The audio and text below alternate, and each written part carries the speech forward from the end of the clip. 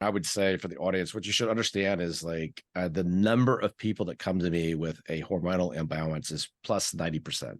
I mean, the thyroid goes off for all sorts of reasons. It's seemingly the most sensitive hormone we have, basically, especially for women. The next is the sex hormones get incredibly erratic based on their genetics. So if you can be estrogen dominant, you can be co-dominant, or you can be androgen dominant. What I see a lot of patients have are they're already estrogen dominant, so they already have real problems with their periods. They may have PCOS, endometriosis, but they're estrogen dominant. And then when they get a fight or flight type situation going, more cortisol, it just makes that worse. Right. And testosterone really helps buffer that out. And as a standard male needs, say, 1,200 milligrams of testosterone, a woman would need 1/12 of that, like 100.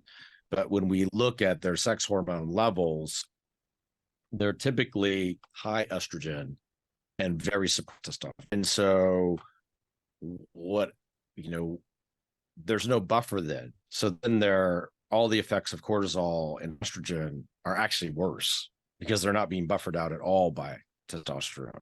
So for many of our patients, we try to get obviously their gut working better and get their hormones balanced first holistically with supplementation. Now we see a lot of the time people will get, they'll explant and then they'll say, I'm not better. And we're like, well, we have to work on your detox pathways. We have to work on your gut. We have to work on all the other issues. Just like you said, it's usually just a piece of the puzzle. And that you see how disappointed people get, on the Facebook group or whatever, because they're reading other people's stories and they're expecting to explant and their whole world's going to change because that is the report of some people. But we really try to explain to people it's a whole process. Just like you said, it's really not just explant. You have to work on all these other things that were causing the inflammation in the first place too, because there's usually a lot going on. They don't tell them about everything else that they need to support as well.